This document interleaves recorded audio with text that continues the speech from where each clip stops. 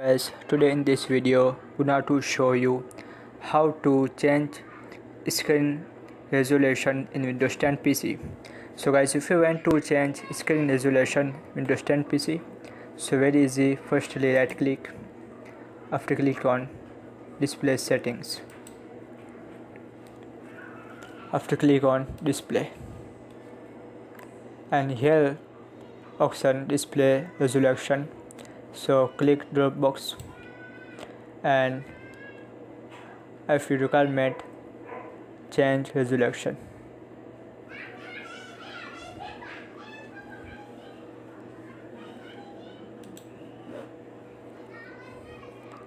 After click on keep change.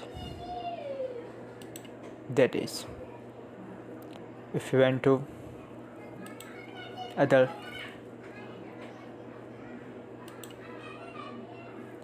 after click on keep change. That is. So guys, this is very simple and easy method. Thank you for watching this video. Please subscribe to my channel for latest update.